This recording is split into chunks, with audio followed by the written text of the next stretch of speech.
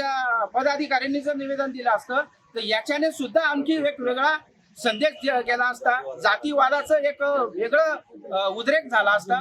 प्रथमदर्शनी आम्ही जरी भावना दुखवलेल्या असतील, परंतु आम्ही सुद्धा त्यांना सांगितलं की ही आमची देखील जबाबदारी येते, समाजाचं आम्ही नेतृत्व करतो आणि म्हणून आम्ही आजच्या प्रथमदर्शनी SC आणि STच्याच पदाधिकाऱ्यांनी या ठिकाणी दिलेले आमचा प्रामाणिक हेतू आहे.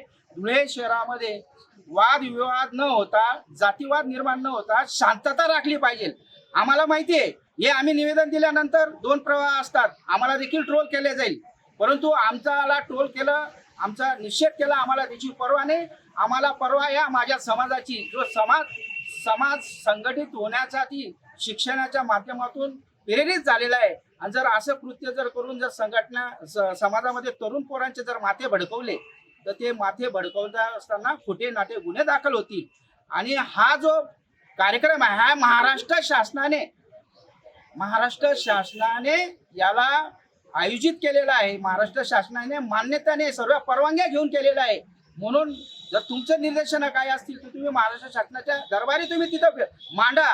तुम्ही त्या महायुतीच्या घटक पक्षातील एक मोठे पदाधिकारी आहात, तुम्ही संदेश उद्या उठून काय देताय?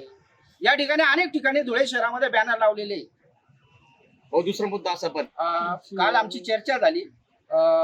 SC येतात ते? हो, SCचे ते महापौरांचे जे आपले परदेशी आहे त्या बाहेरगावी गेलेले आहेत.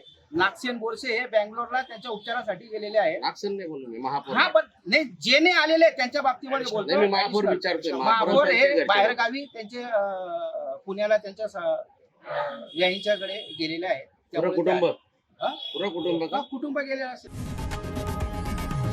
लोकशाही मराठी ऐका, पहा, जागरूक रहा.